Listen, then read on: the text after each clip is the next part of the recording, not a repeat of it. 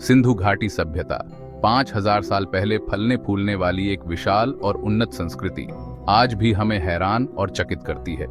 यह सभ्यता, जो आज के पाकिस्तान और उत्तर पश्चिम भारत में फैली थी, उल्लेखनीय प्रगति की सभ्यता थी।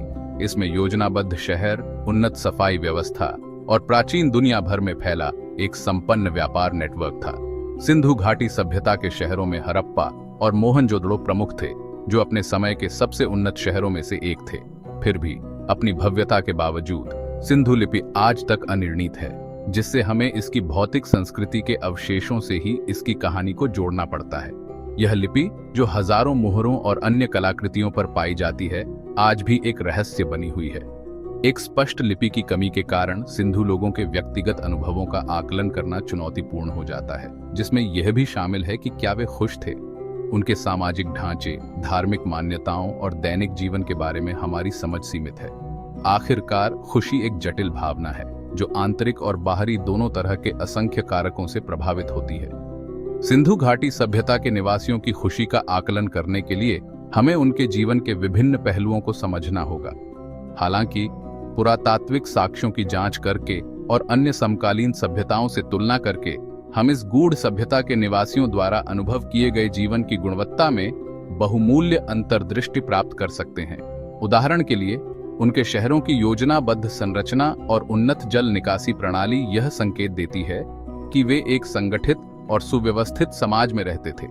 इसके अलावा सिंधु घाटी सभ्यता के लोगों ने विभिन्न प्रकार की कलाकृतियां बनाई, जिनमें मिट्टी के बर्तन, आभूषण और मुहरें शामिल हैं। ये कलाकृतियां उनकी कला और शिल्प कौशल के उच्च स्तर को दर्शाती हैं। व्यापार के मामले में सिंधु घाटी सभ्यता ने मेसोपोटामिया और अन्य प्राचीन सभ्यताओं के साथ व्यापारिक संबंध स्थापित किए थे। यह व्यापारिक नेटवर्क उनके आर्थिक समृद्धि का एक महत्वपूर्ण हिस्सा था। शिक्षा और ज्ञान के क्षेत्र में भी सिंधु घाटी सभ्यता ने महत्वपूर्ण योगदान दिया। उनकी लिपि और लेखन प्रणाली, भले ही आज तक अनिर्णित है, यह दर्शाती है कि वे एक साक्षर समाज थे। सिंधु नदी, जो इस सभ्यता का जीवनदायिनी थी, ने उनके कृषि और जल प्रबंधन में महत्वपूर्ण भूमिका निभाई। सिंधु घाटी के लोग कृषि में निपुण थे और उन्होंने विभिन्न फसलों की खेती की।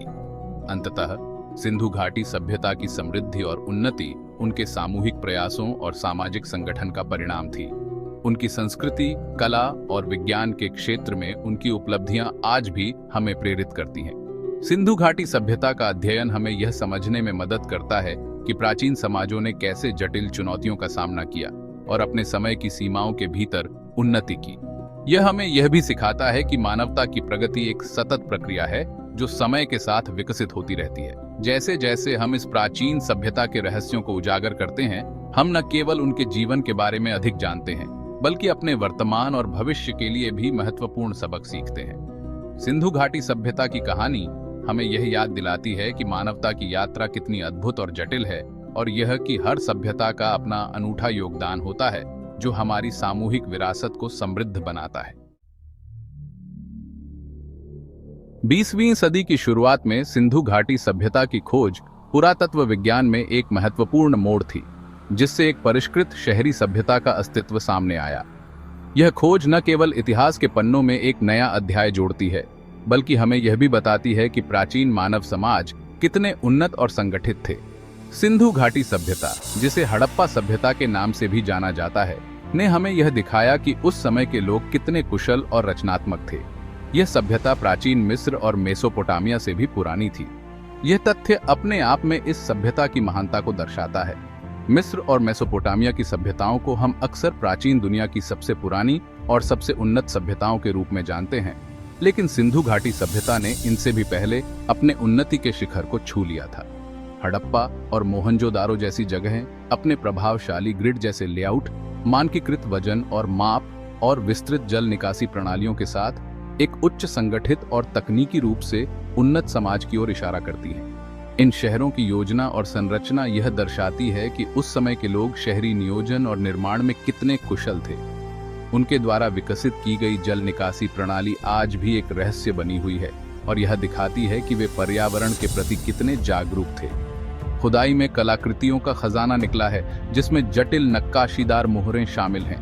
ये मुहरें न केवल कला और शिल्प कौशल का उदाहरण हैं, बल्कि वे उस समय के व्यापार और प्रशासनिक गतिविधियों का भी संकेत देती हैं। इन मोहरों पर उकेरे गए चित्र और प्रतीक हमें उस समय के लोगों के धार्मिक और सांस्कृतिक विश्वासों के बारे में भी जानकारी देते हैं। और टेराकोटा मूर्तियों से लेकर ये मूर्तियां उस समय के लोगों के दैनिक जीवन और उनके सामाजिक संरचना का एक महत्वपूर्ण हिस्सा थीं। टेराकोटा की मूर्तियां विभिन्न आकार और रूपों में पाई गई हैं, जो उस समय के लोगों की रचनात्मकता और कला के प्रति उनके प्रेम को दर्शाती हैं। मिट्टी के बर्तन, गहने, इन बर्तनों और गहनों की डिजाइन और निर्माण तकनीक यह दर्शाती है कि उस समय के लोग कितने कुशल कारीगर थे। मिट्टी के बर्तनों पर की गई नक्काशी और गहनों की जटिल डिजाइन यह बताती है कि उस समय के लोग सौंदर्य और कला के प्रति कितने संवेदनशील थे। और बच्चों के खिलौने शामिल हैं। ये खिलौने न केवल बच्चों के मनोरंजन के लिए बनाए गए थे, बल्कि वे उस समय के समाज की सांस्कृतिक और सामाजिक संरचना का भी एक महत्वपूर्ण हिस्सा थे। इन खिलौनों के माध्यम से हम यह समझ सकते हैं कि उस समय के लोग अपने बच्चों के विकास और शिक्षा के प्रति कितने जागरूक थे। ये कलाकृतियां सिंधु लोगों के दैनिक जीवन, उनके विश्वासों और उनके आसपास की दुनिया के साथ उनकी बातचीत की झलकियां प्रदान करती हैं। इन कलाकृतियों के माध्यम से हम यह जान सकते हैं कि उस समय के लोग कैसे रहते थे, क्या खाते थे और उनके सामाजिक और धार्मिक विश्वास क्या थे।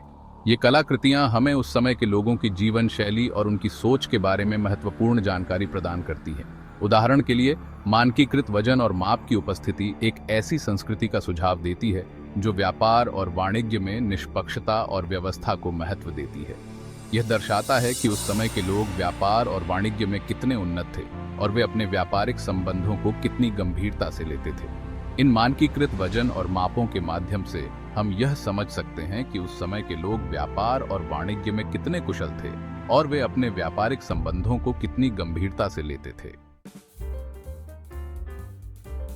सिंधु घाटी सभ्यता की सबसे खास विशेषताओं में से एक थी इसका शहरी नियोजन। इस सभ्यता के शहरों में एक अद्वितीय और सुव्यवस्थित शहरी ढांचा था, जो उस समय की अन्य सभ्यताओं से काफी आगे था। हड्डप्पा और मोहनजोदारो जैसे शहर इंजीनियरिंग के चमत्कार थे, जिनकी योजना और निर्माण में उच्च स्तर की तकनीकी कुशलता का प्रदर्शन होता था।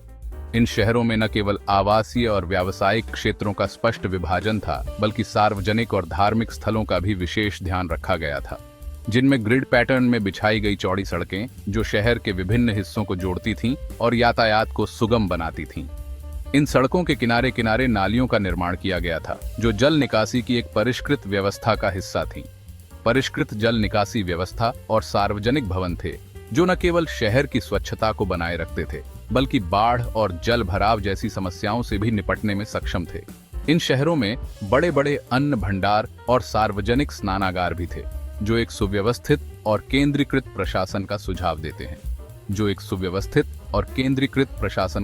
देते हैं।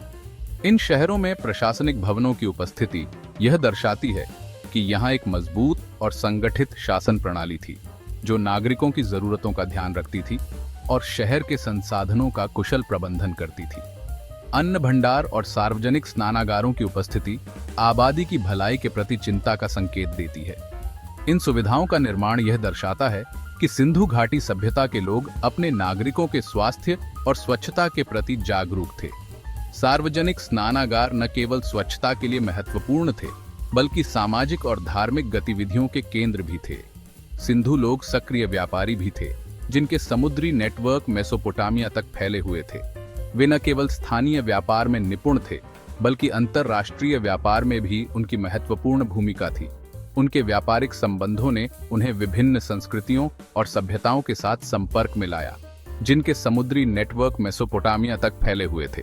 उनके व्यापारिक जहाज समुद्र के रास्ते दूर दूर तक यात्रा करते थे और वे विभिन्न प्रकार के सामानों का आदान प्रदान करते थे। ये व्यापारिक नेटवर्क न केवल आर्थिक समृद्धि का स्रोत था, बल्कि सांस्कृतिक आदान प्रदान का भी माध्यम था। सबूत बताते हैं कि उन्होंने कच्चे माल और विलासिता की वस्तुओं के बदले में वस्त्र, मिट्टी के बर्तन और कीमती पत्थरों सहित कई तरह के सामानों का निर्यात किया।